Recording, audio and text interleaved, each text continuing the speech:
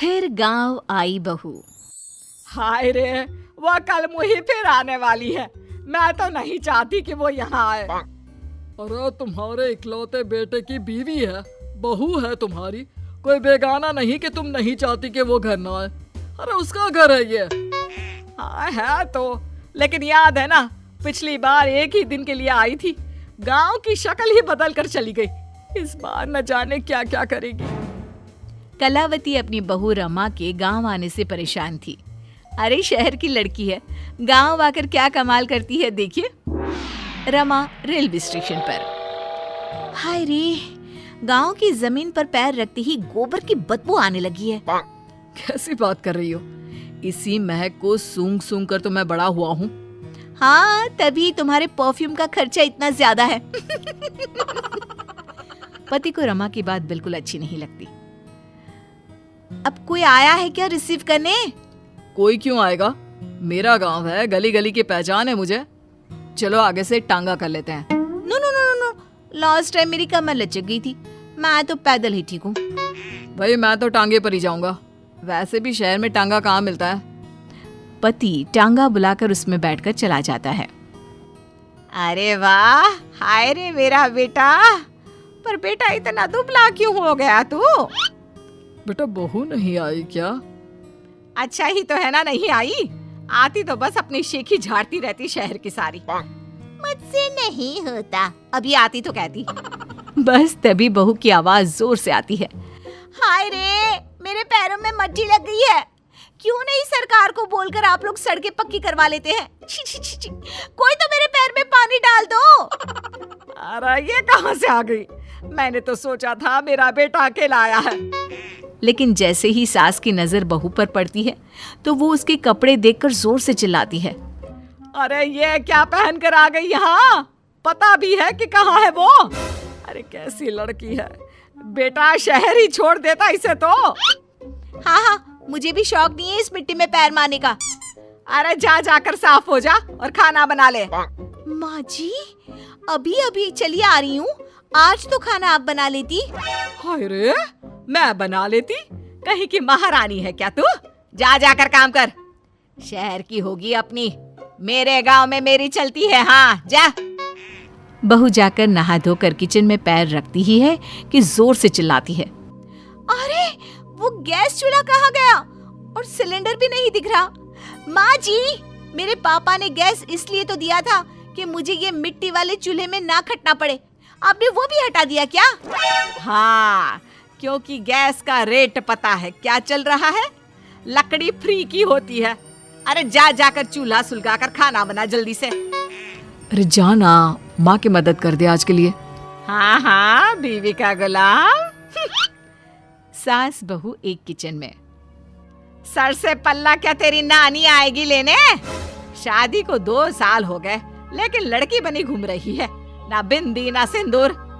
अरे लगाया तो है सिंदूर, ये देखिए। बहू पल्ला गिराकर सास को सिंदूर दिखाती है। अब मेरे साज श्रृंगार पर चर्चा हो चुकी हो तो चलिए खाना भी बना ले।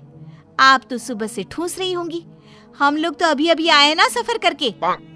उधर बाहर बेटा और पिता आपस में बात कर रहे थे।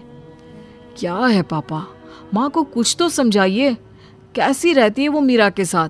अरे अभी तो शादी हुई है, प्रोफेशनल लड़की है, वो काम ना करे तो हम लोगों का घर ना चले। देख बेटा, तू ये सास बहू के बीच में ना बोले तो ही अच्छा होगा। ये ऐसा रिश्ता है कि कुछ भी कर लो मन मुटाव तो बना ही रहेगा। वो तो है पापा, लेकिन चलिए देखते हैं। शाम को मीरा स्कर्ट पहन कर आती है। हे सासू माँ, मैं जरा बाहर जा रही हूँ। पास में वो जो मौसी रहती है ना, जो शहर से आई थी अपने पति के इलाज के लिए, उन्होंने घर बुलाया है। कौन, वो विमला मौसी? अरे ना ना, उनके घर ना जाना, उनके घर मौसाजी नहीं रहे हैं, 2 हफ्ते पहले ही देहांत हो गया उनका। ऊपर से तू ये फराक पहन कर चली जाएगी। अरे ना बाबा ना।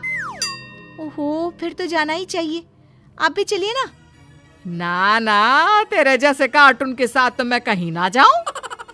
बहू मॉडर्न कपड़ों में गांव की मौसी के घर जाती है, जहां सभी घर वाले उसे देखने लगते हैं। अरे ये क्या हो गया, कौन आया है जो सारे ऐसे देख रहा है? माँ, कोई कबूतरी सी लग रही है, देख तो। मौसी के सामने बहू को देखकर वो उसे पकड़कर रोने लगती है। हाय रे बहू, क्या बताए, तेरे मौसा जी नहीं रहे।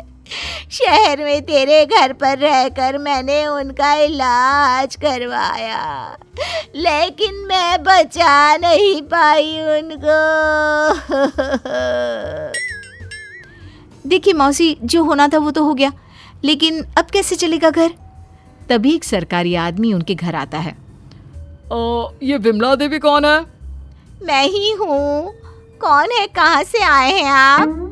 मैं आपके पति के दफ्तर से आया हूँ। ये कागज में आपके साइन लेने हैं, जरा जल्दी कर दीजिए। विमला मौसी जैसे ही साइन करने जाती है, बहू रोक लेती है। रुकिए मौसी, कभी भी आंख बंद करके साइन नहीं करना चाहिए। देखिए तो क्या लिखा है पेपर में। अरे बिटिया, हम कहाँ पढ़ना लिखना जानते हैं। जब से ये गए हैं साइन ही तो किए जा रहे हैं। लाइए, मैं पढ़कर देखती हूँ कि क्या है। देखिए मैडम, ये इन लोगों के घर का मामला है। आप ना ही बोले तो ठीक है, इसमें कोई गलत बात थोड़ी ना लिखी है। अरे हम चोर नहीं, सरकारी लोग हैं। जाने दे बहू, कुछ गलत नहीं होगा। अरे पर पेपर पढ़ने में कितना वक्त लगता है, और अगर कुछ गलत नहीं है तो आपको परेशानी क्या है? बहू पेपर छीन कर पढ़ लेती है और फिर, मौसी, इस पे साफ साफ लिखा है कि मौसा जी की जो नौकरी थी, जो आपके बड़े बेटे को मिलनी है, उसे आप अपनी खुशी से इस आदमी को देने को तैयार हैं। हाय रे, ये तो अनर्थ हो रहा था। अब ये जाएगा पुलिस के हवाले। पुलिस आदमी को ले जाती है। तब तक घर के बाहर भीड़ लग जाती है। सास, ससुर और पति भी वहां आ जाते हैं। मुझे तो लग रहा है कि बहू शहर से गांव जैसे मेरे लिए ही आई है।